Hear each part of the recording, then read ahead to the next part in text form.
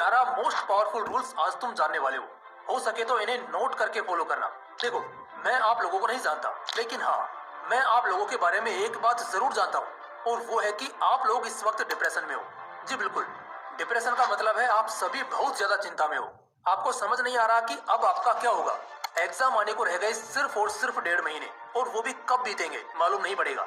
मैं अब भी बता रहा हूँ, अगर आज का ये वीडियो स्किप किया आपने, तो फिर जो होगा उसके जिम्मेदार सिर्फ और सिर्फ आप होंगे।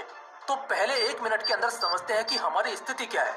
तो देखो भाई, बात दरअसल ये है कि हमारे एग्जाम्स को आने में रह गए सिर्फ 1.5 से 2 महीने, और पढ़ा हमने अब तक कुछ भी नहीं है। कुछ भी नहीं है का मतलब है सच में कुछ भी नहीं। इसके पीछे वजह एकदम सिंपल है, हमने इसलिए नहीं पढ़ा क्योंकि हमने पढ़ना चाहा ही नहीं, या फिर हमने पढ़ना तो चाहा लेकिन हमारे आलस्य ने, हमारे लापरवाही ने हमसे वक्त बर्बाद करा लिया, और आखिर में हम सब बर्बाद हो गए। तो अब क्या? मैं पूछता हूँ कि क्या अब कोई ऐसा तरीका बचा है जिससे इस नर्क से निजात मिल सके? तो शायद आप में से सभी के सभी अंदर से कांप रहे होंगे और भगवान से जरूर दुआ कर रहे होंगे कि हे ईश्वर, कोई रास्ता जरूर दिखा दे। आज हर बच्चा अंदर से मर रहा है क्योंकि उसे भी पता है 2-3 महीने बाद उसका क्या हाल होगा। लेकिन मैं पूछता हूँ, क्या तुम कम से कम अब भी सीरियस हो? और जैसा कहूँगा क्या वैसा कर पाओगे? अगर वाकई में सीरियस हो ना, तो चलो वीडियो में आगे बढ़ते हैं। अगर आपने आज से भी शुरू किया तो इस आखिरी 1 महीने में जहाँ तुम्हारी औकात पास होने की भी नहीं थी, वहाँ से लेकर टॉपर बनने तक का सफर पूरा होगा। 11 बहुत इफेक्टिव स्टेप्स के बारे में बात करूंगा। हर स्टेप को अंडरलाइन कर लेना, बहुत ज्यादा फायदे में रहोगे। Step number 1, dream big but start small. एक बात जो हमें समझनी होगी कि सक्सेसफुल होने का कोई लिफ्ट नहीं होता। ऐसा कोई लिफ्ट बना ही नहीं है कि जिसमें घुसे, बटन दबाए और पहुंच जाए जितनी ऊंचाई पर पहुंचना चाहे। सच्चाई ये है कि तुम्हें सीढ़ियां लेनी ही पड़ेंगी। ये पहला स्टेप कहता है तुम्हें सोचना बहुत बड़ा है। बेशक तुम्हारा टारगेट 85 प्लस, 90 प्लस, 95 प्लस का होना चाहिए, लेकिन कोशिश 0 से शुरू होनी चाहिए। अब जब स्टूडेंट्स को अचानक ये रियलाइज होने लगता है ना कि बहुत कम टाइम बचा है, तो सीढ़ियां चढ़ने का नहीं सोचते बल्कि सीधा लिफ्ट आते हैं। लेकिन अफसोस, जब ऐसा लिफ्ट बना ही नहीं तो मिलेगा कैसे? इसलिए छोटी शुरुआत करो। मे भी एक बहुत छोटा सा हिस्सा तुम्हारे सिलेबस का या कोई छोटा सा चैप्टर, और एक मोमेंटम बनने दो। कंपाउंडिंग इफेक्ट का फायदा होने दो। आज तुम्हारा पिक किया हुआ एक चैप्टर एक छोटा सा हिस्सा है एग्जाम पॉइंट ऑफ व्यू से, लेकिन तुम्हें जानकर शायद झटका लगेगा जब आखिरी तारीख को उसी बुक को पढ़ोगे ना, तुम वो किताब खत्म कर चुके होंगे। समय कम है मगर फिर भी छोटी शुरुआत करो अगर ब्रिलियंट स्कोर करने का सोचा है तो। Step number 2, direction matters. शुरू तो तुमने कर लिया, तुम सफर में आगे भी बढ़ रहे हो, लेकिन एग्जैक्टली तुम कहाँ जा रहे हो ये पता होना बहुत जरूरी है। उस रास्ते पर चलना फिजूल है जहाँ से मंजिल का कोई वास्ता नहीं है। ठीक उसी तरह तुम किस तरह से अपनी प्लानिंग करते हो ये ज्यादा मायने रखेगा। कहीं तुम इस तरह तो नहीं पढ़ रहे जिस तरह एग्जाम का पैटर्न मैच ही नहीं कर रहा हो, या फिर उस पर ज्यादा ध्यान दे रहे हो जो एग्जाम पॉइंट ऑफ व्यू से बहुत कम मायने रखता हो। इसलिए अपने टीचर्स या सीनियर की मदद से एग्जैक्टली सिलेबस को अच्छी तरह जानो और एक अच्छी प्लानिंग बनाओ कि तुम शुरुआत कहाँ से करोगे और कैसे तुम 1 महीने में सारे पोर्शन को टैकल करोगे। एक माइंड मैप तुम्हारे हाथ में होना ही चाहिए। Step number 3, speed your study. तुम्हारे याद करने की स्पीड को नॉर्मल से थोड़ा ज्यादा करना पड़ेगा।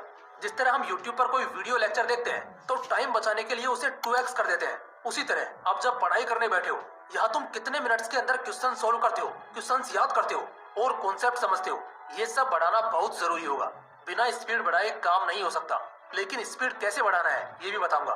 पहली चीज कि कॉन्सेप्ट को समझने में ज्यादा से ज्यादा टाइम दो और उसे किसी तरह अपने इमेजिनरी चैप्टर से ऐड करो जिससे तुम कभी भूलोगे नहीं। और अगर कॉन्सेप्ट समझ आ जाता है फिर तुम्हारे लिए उसके क्वेश्चन सोल्व करना पहले से बहुत ज्यादा आसान हो जाएगा और रटने का भी टाइम बच जाएगा।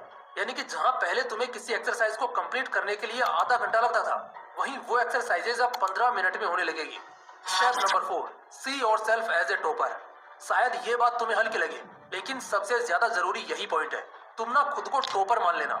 ये विजुअलाइजेशन बहुत हेल्प करता है। एक तरह जहाँ स्टूडेंट्स खुद को फेलियर समझते रहते हैं, इस चक्कर में आज जो उन्हें पढ़ना है, लो कॉन्फिडेंस और एंजाइटी की वजह से वो भी नहीं पढ़ पाते, तो ये जो आखिरी 1-1.5 महीने बचे होते हैं ये भी खत्म हो जाते हैं। लेकिन जब किसी बच्चे को उम्मीद होती है कि वो टॉप कर सकता है, वो अच्छा स्कोर कर सकता है, तो फिर वो 1-1 मिनट की इज्जत करता है और इस होप की वजह से वो अब आलस्य नहीं करेंगे और उनका मन भी लगातार पढ़ने में लगा रहेगा।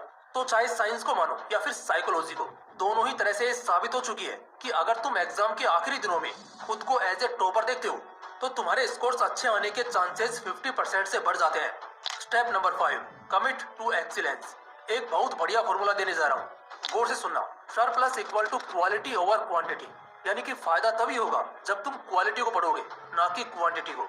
याद रखना, 15-15 घंटे पढ़ने से मार्क्स नहीं आएंगे, बल्कि 15 चैप्टर्स में एक्सेल करने से टॉप करोगे।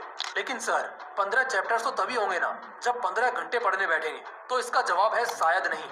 कुछ लोग लंबे देर तक पढ़ने का सोचकर बैठ तो जाते हैं, लेकिन वो थोड़ा कुछ पढ़ते हैं, फिर फोन चलाने लगते हैं, फिर थोड़ा कुछ पढ़ते हैं, कुछ खाने लगते हैं, और इस तरह वो सोचते हैं कि वो 15 घंटे pढ़ सकते हैं। मैं कहता हूँ, जब तुम खुशी नहीं हो या फिर अगर तुम प्रोडक्टिव नहीं हो तो फायदा क्या है 15 घंटे बैठने का। इस स्टेप से बस इतना क्लियर करना था कि माना टाइम कम है और सिचुएशन कॉम्प्लिकेटेड है, लेकिन ऐसी हरकत करके तुम इसे और कॉम्प्लिकेटेड कर लोगे। इसलिए ज्यादा से ज्यादा चीजें कम से कम समय में पढ़ने की कोशिश करनी है, ज्यादा घंटे पढ़ने की नहीं। Step number 6, decisive and action oriented.